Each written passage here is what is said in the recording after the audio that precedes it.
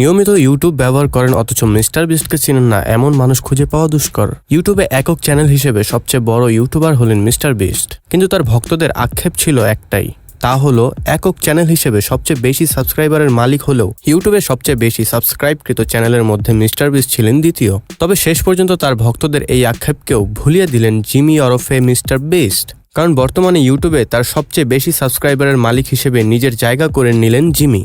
ভারতীয় YouTube channel টি সিরিজকে পিছনে ফেলে বর্তমানে শীর্ষস্থান দখল করলেন জিমির চ্যানেল মিস্টার বিস্ট। গত 2 জুন এক্স অ্যাকাউন্টে দেওয়া এক স্ট্যাটাসে বিষয়টি নিশ্চিত করেছেন তিনি নিজেই।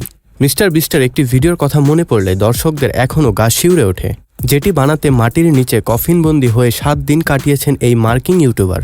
জিমির সেই কফিনের ঢাকনাটি ছিল স্বচ্ছ, ভেতরে ছিল পানি ও শুকনো খাবার, বাতাস চলাচলের জন্য রাখা হয়েছিল বিশেষ ব্যবস্থা। এছাড়া তার নিরাপত্তার নিশ্চিতে প্রতিক্রিয়া রেকর্ডের জন্য বসানো হয়েছিল ক্যামেরা। কফিনের ওপর 20 পাউন্ড মাটির ঢালা হয়েছিল। কফিনের ভেতর শুয়ে মাটির উপরে থাকা সহযোগীদের সঙ্গে কথা বলতে পারতেন জিমি। নেটিজেনদের দাবি, জীবন্ত অবস্থায় 7 দিন মাটির নিচে থাকার কারণেই সামাজিক যোগাযোগ মাধ্যমে তার ইউটিউব চ্যানেলের জনপ্রিয়তা বহুগুণ বেড়েছে। বর্তমানে মিস্টার বিস্টের সাবস্ক্রাইবার সংখ্যা 26 কোটি 90 লাখেরও বেশি। প্রতি মুহূর্তে এ সংখ্যা বাড়ছে। অন্যদিকে টি সিরিজের প্রায় 26 কোটি 66 লাখ।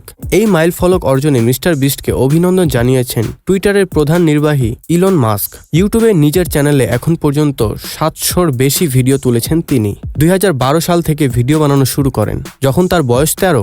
একজন ভালো শিক্ষার্থীর মতো ভাইরাল হওয়ার সব কৌশল দ্রুত শিখে নেন ডোনাল্ডসন।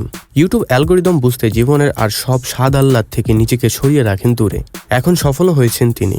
এর আগে পিউডিপাই গেমিং কন্টেন্ট পোস্ট করতেন। তার চ্যানেলটি 2017 সালে টি সিরিজকে ছাড়িয়ে যায়, কিন্তু নাৎসি সংযোগের কথা বলে ডিজনি তার সঙ্গে সম্পর্ক ছিন্ন করে। এরপর ভিডিও প্রকাশে অনিয়মিত হয়ে পড়েন তিনি। মিস্টার বিস্ট অবশ্য তাকে সমর্থন করে আসছেন। কেমন করে আইফোন আনলক করা যায় এ ধরনের চটকদার শিরোনামের ভিডিও তুলে নিরীক্ষা চালিয়েছেন ডোনাল্ডসন।